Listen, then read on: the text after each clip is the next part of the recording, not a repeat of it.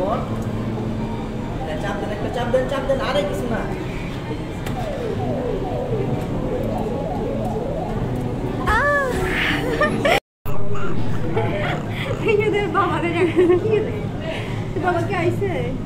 কি বলবো আপনাদের, এত এত পরিমাণে কষ্ট পাইছি যেটা বলে বোঝানোর মতো না। আমি দুইবার খেলতে এসেছি, দুইবারে একটাবারও গিফট পাই নাই। আমার টাকাগুলোই সব চলে গেছে।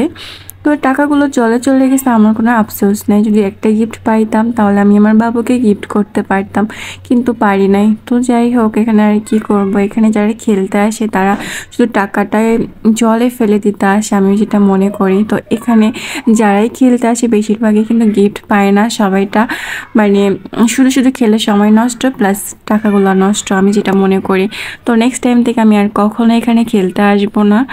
আর ও লোকটা আমাকে হেল্প করছে, কিন্তু তারপর আমি পারি নাই, এটা আমার ব্যর্থতা।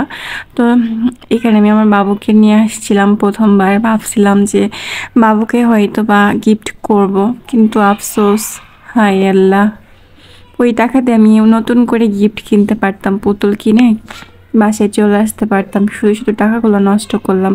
আমি আপনাদেরকে সাজেস্ট করব আপনারা কখনো এখানে খেলতে আসবেন না, কারণ এখানে খেলতে আসলে শুধু টাকাগুলো নষ্ট। তো তারপরে আমি আমার বাবুকে নিয়ে আমি সাইডে চলে গেছিলাম। সাইডে যেয়ে কিছু ছবি তুলবো আর কয়টা পিকচার উঠাবো, কারণ আমার বাবুর সাথে কোনো পিকচার নেই, আমার ভালো করে কোনো ভিডিও নেই। তো আমার ননদ আমাকে বলতেছিল যে আপু তুমি সুন্দর করে পোজ নাও, আমি তোমার কয়টা ছবি তুলে দিই। কিন্তু আমি সুন্দর করে পোজ কি নিব, বাবু তো এখানে গাছের পাতা ছিঁড়ে ফেলতেছে, গাছের পাতা ছিঁড়ে হাতে নিয়ে বসে থাকে। তো ওকে নিয়ে কোনোভাবেই আমি ছবি তুলতে পারতেছিলাম না। ও তাকাতে বললে ওই দিকে তাকায়, এদিকে তাকাতে বললে সেই দিকে তাকায়। তো যাই হোক, এখানে ওকে বাদ দিয়ে আমরা সুন্দর করে ভিডিও করতেছিলাম। তো ভিডিও যেহেতু ভালো আসতেছিল না, তারপরও সুন্দর করে ভিডিও করার চেষ্টা করতেছিলাম। আর আমার মনে হচ্ছিল আমি যেন 1 বছর পরে বাসা থেকে বের হয়েছি, কারণ বাবু হওয়ার পরে তেমন একটা বাসা থেকে বের হয় না। আর এখানে দেখুন কত সুন্দর গিফট বা পুতুল, আমার খুবই ভালো লাগে পুতুল। আর এইগুলো পুতুল দেখে মানুষ কিন্তু লোভে পড়ে তারপরে কিন্তু খেলতে আসে। আর লোভে পড়ে কথাই আছে না, লোভে পাপ পাপে মৃত্যু। লোভে পড়ে যারা খেলতে আসে তাদের মানে বাস খেয়ে চলে যায় বাসায়। তো বাস খেয়ে আমি যখন বাসায় আসছি মনটা অনেক খারাপ ছিল। মন খারাপ থাকায় আমি এখানে মিরর ভিডিও করতেছিলাম। আর মিরর ভিডিও করতে আমার অনেক বেশি ভালো লাগে।